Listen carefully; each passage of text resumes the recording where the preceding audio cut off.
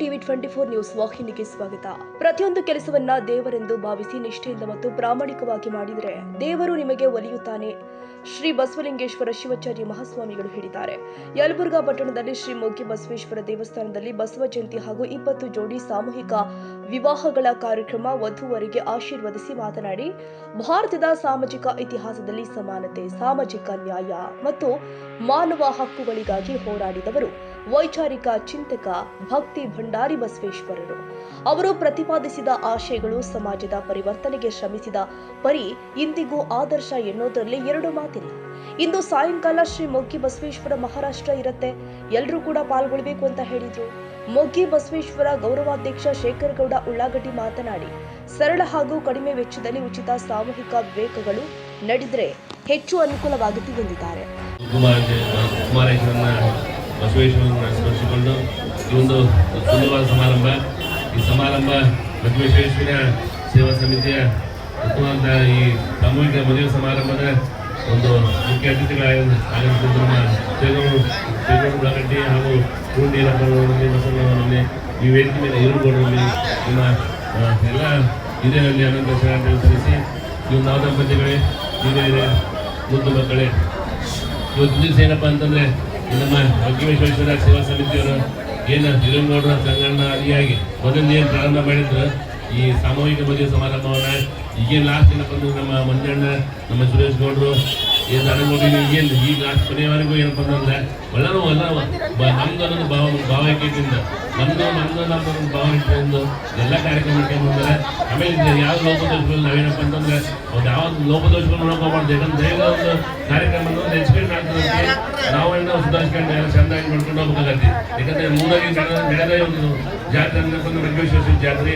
ಈ ಜಾತ್ರೆಗೆ ಏನಪ್ಪ ಅಂತಂದ್ರೆ ನಾವು ಹುಡ್ಕೊಂಡು ಒಂದು ಪಂಚಾಯತ್ ಇರ್ತಾವೆ, ಅದನ್ನೆಲ್ಲ ಹುಡ್ಕೊಂಡು ಹೋಗ್ಬಾರ್ದು. ಯಾಕಂದ್ರೆ ಧಾರ್ಮಿಕ ಮನೆ ಬಿಟ್ಟು ಬಂದು ಮಾಡ್ತಾರೆ, ಅದನ್ನ ನಾವು ಖುಷಿ ಪಡ್ಬೇಕು. ಸದ್ಯ ನೀವು ಮೊದಲಿಂದ ಪ್ರಾರಂಭ ಮಾಡಿದ್ರೆ ಇವರಿಂದ ಇರುಗೋಡು ಸಂಗಣ್ಣ ಆದಿಯಾಗಿ ಏನು ಮಾಡ್ತಾರೆ ಎಲ್ಲರೂ ಯಾರೆಲ್ಲ ಚುನಾವಣೆ ಮಾಡ್ಯಾರ, ಇದು ಮುಂದೆಕೊಂಡು ಹೋಗ್ಬೇಕು. ಏನು ಭಿನ್ನಾಭಿಪ್ರಾಯ ಬರಬಾರ್ದು, ನಮ್ಮದನ್ನು ಭಾವಿಸ್ಕೊಂಡು ನಾವೆಲ್ಲ ಚೆಂದ ಮಾಡಿ ಈ ಕಾರ್ಯಕ್ರಮ ಏನು ಮದುವೆ ಆದವಲ್ಲ, ಮದುವೆ ಆದಂಥವ್ರು ನಮ್ಮ ಕುರುಡು ನೀರಾಪಣ ಹೇಳಿಲ್ಲ, ನೀವೆಲ್ಲ ಮಾಡ್ಕೊಂಡು ಋಣ ಇಲ್ಲಿ ದೇವಸ್ಥಾನ ಕಮಿಟಿಯವ್ರು ನಿಮ್ಗೆ ಬಂದು ಮದುವೆ ಮಾಡಿರ್ತಂತ ಹೊಸ ಜೀವನಕ್ಕೆ ನಿಮ್ಗೆ ನಾಂದಿ ಆಡ್ಯಾರಪ್ಪ ಅಂತಂದ್ರೆ ಇದೇನಪ್ಪ ನಿಮ್ಗೆ ಋಣ ಇರುತ್ತೆ ಬೇಕಾಗಿ ಅಂತ ಮುಂದಿನ ಒಂದು ಜಾತ್ರೆಯಲ್ಲಿ ನೀವೆಲ್ಲ ಧನ ಕೊಡೋ ಮುಖಾಂತರ ತಾವೆಲ್ಲ ನಿಂತಿದ್ದು ಪ್ರಸಾದ ವಿತರಣೆ ಮಾಡೋದಿರ್ಬೋದು, ಪ್ರಸಾದ ಮಾಡೋದಿರ್ಬೋದು, ಪ್ರತಿಯೊಂದು ಏನಿಲ್ಲಿ ಧಾರ್ಮಿಕ ಚಟುವಟಿಕೆಗಳು ನಡೀತಾವೆ ಅದೆಲ್ಲ ನೀವು ಭಾಗವಹಿಸಿ ಏನಪ್ಪ ಅಂತಂದ್ರೆ ನೀವು ಸೇವೆ ಮಾಡಬೇಕು ಅಂತ ನಿಮ್ಮ ಋಣ ಮುಡ್ತೈತಿ. ಅದಕ್ಕೆ ಈ ಋಣಗಳನ್ನು ನಾವು ಇಟ್ಕೊಳ್ಳೋದ್ರಿಂದ ನಾವೇನಪ್ಪ ಅಂತಂದ್ರೆ ನಾವು ನಮ್ಮ ಬಾಧ್ಯತೆಯನ್ನು, ನಮ್ಮ ಜವಾಬ್ದಾರಿಯನ್ನು ಏನು ನಮಗೆ ಎಲ್ಲ ವಹಿಸಿದ್ರೆ ಎಲ್ಲರೂ ಜವಾಬ್ದಾರಿಯಿಂದ ಮಾಡೋದಂದ್ರೆ ಇದೇನು ತಾರತಮ್ಯಗಳೆಲ್ಲ ಏನಪ್ಪ ಅಂತಂದ್ರೆ ಜಾತಿ ಮತ ಬಂಧಗಳೆಲ್ಲ ಎಲ್ಲ ಏನಪ್ಪ ಅಂತಂದ್ರೆ ಭಿನ್ನಾಭಿಪ್ರಾಯ ಏನು ಚೆಂದಾಗಿ ನಡೆಯಕತ್ತೈತಿ, ಎಲ್ಲ ಚೆಂದಾಗಿ ನಡೆಸಿ ನಮ್ಮ ಈ ಗೌಡ ಅಧ್ಯಕ್ಷ ಸೇರ್ಕೊಂಡು ಗೌಡ ಅಧ್ಯಕ್ಷತೆಯಲ್ಲಿ ಏನಪ್ಪ ನೀವೆಲ್ಲ ಕಾರ್ಯಕ್ರಮ ನಡೆದ ಮೇಲೆ ಉತ್ತಮವಾಗಿ ನೆರವೇರುತ್ತಿರುವಂಥ ಭರವಸೆ ಐತಿ. ಎಲ್ಲ ಪ್ರತಿಯೊಬ್ಬರು ಏನಪ್ಪ ಅಂತಂದ್ರೆ ಸಹಾಯ ಸಹಕಾರ ಮಾಡಬೇಕು. ಪ್ರತ್ಯಕ್ಷವಾಗಿ ಅಪ್ರತ್ಯಕ್ಷವಾಗಿ ಸೇವೆ ಸಲ್ಲಿಸಿದಂಥ ಎಲ್ಲ ಸೇವಾರ್ಥಿಗಳಿಗೆ ಆ ಮೊಗ್ಗಿಬಸವೇಶ್ವರ ಆರೋಗ್ಯ ಸಂಪತ್ತನ್ನು ಕೊಟ್ಟು ಕಳಿಸ್ತೀನಿ ಅಂತ ನಾನು ಎರಡು ಮಾತುಗಳನ್ನು ಸಿಗುತ್ತೆ ಅರ್ಪಿಸ್ತಾ ಇದ್ದೀನಿ. ಎಲ್ಲ ವಧುವರೇ, ತಮಗೆಲ್ಲ ತಿಳಿದಿರುವಂತೆ ಬಸವಣ್ಣನ ಜಯಂತಿ ಅಂದ್ಕೊಳ್ಳೇ ನಾವು ಇಷ್ಟು ದಿವಸ ಏನ್ ತಿಳ್ಕೊಂಡಿದ್ವಿ, ಬರೀ ಬಸವಣ್ಣನ ಪೂಜೆ ಮಾಡೋದಂತ ತಿಳ್ಕೊಂಡಿದ್ವಿ. ಬರೀ ಬಸವಣ್ಣ ಅಲ್ಲ, ಬಸವಣ್ಣ ಅನ್ನುವಂತ ವ್ಯಕ್ತಿ 12ನೇ ಶತಮಾನದಲ್ಲಿ ಸಾಮಾಜಿಕ ಕ್ರಾಂತಿಯನ್ನು ಮಾಡಿದಂತ ಮಹಾನ್ ವ್ಯಕ್ತಿ.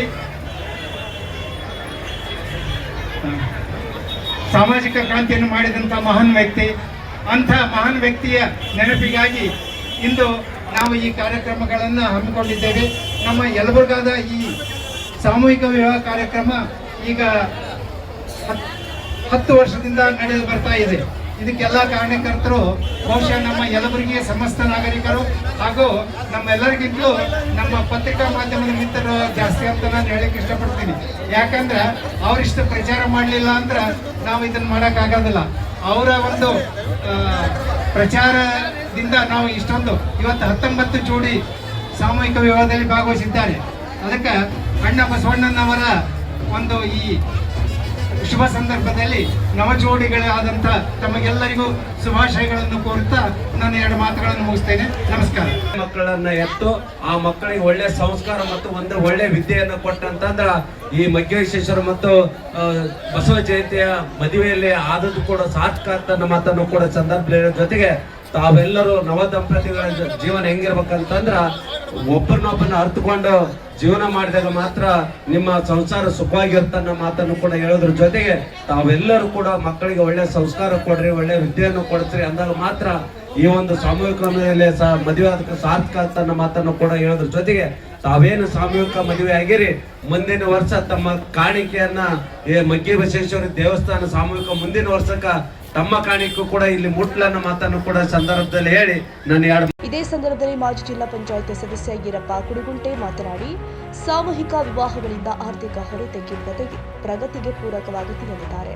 ಇದೇ ಸಂದರ್ಭದಲ್ಲಿ ವೀರನಗೌಡ ಬನಪೌಡ್ರು, ಮಾಗುಂಡಪ್ಪ ಮಾಸ್ಟರ್, ಸಂಗಣ್ಣ ತೆಂಗಿನಕಾಯಿ, ಮೈಲರಗೌಡ ತಳ್ಳುಗೇರಿ, ಸುರೇಶ್ ಗೌಡ ಶಿವನಗೌಡರು, ಮಂಜುನಾಥ್ ಅಧಿಕಾರಿ, ಕರೆಸಿದ್ದಪ್ಪ ಮುಳುಗುಂದ, ಉಮೇಶ್ ಗೌಡ ಶರಣಗೌಡ ಕುಡಗಲಿ, ಕಲ್ಲನಗೌಡ ಓಜನಹಳ್ಳಿ, ಸುರಾಜ್ ಅಧಿಕಾರಿ, ಷಣ್ಮುಖಪ್ಪ ರಾಂಪುರ್, ಇನ್ನು ಯಲಬುರ್ಗಾ ಪಟ್ಟಣದ ಸಮಸ್ತ ಗುರು ಹಿರಿಯರು ಹಾಗೂ ಪುರುಷರು ಮಹಿಳೆಯರು ಭಾಗವಹಿಸಿದ್ರು. Doddabasappa Hakari, Koppal, Yelburga, TV 24 news.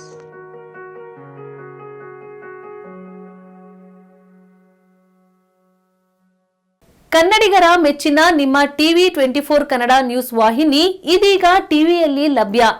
ಕರ್ನಾಟಕ ಮತ್ತು ದೇಶ ವಿದೇಶದ 360 ಡಿಗ್ರಿ ಸುದ್ದಿ ಹಾಗೂ ಉತ್ತರ ಕರ್ನಾಟಕ, ಬೆಳಗಾವಿ, ಬಾಗಲಕೋಟೆ, ಧಾರವಾಡ, ಹಾವೇರಿ, ಗದಗ, ಬಿಜಾಪುರ ಜಿಲ್ಲೆಯ ಕ್ಷಣ ಕ್ಷಣದ ವಿವರವನ್ನ ಪಡೆಯುವುದಕ್ಕೆ ಟಿವಿ 24 ಕನ್ನಡ ನ್ಯೂಸ್ ವಾಹಿನಿಯನ್ನ ಲೈಕ್ ಮಾಡಿ, ವಿಡಿಯೋಗಳನ್ನ ಶೇರ್ ಮಾಡಿ, ಕಮೆಂಟ್ ಮಾಡುವ ಮೂಲಕ ನಮ್ಮ ವಾಹಿನಿಗೆ ಸಹಕಾರ ನೀಡಿ ಮತ್ತು ಚಾನೆಲ್ ಅನ್ನ ಸಬ್ಸ್ಕ್ರೈಬ್ ಮಾಡಿ. Thank you.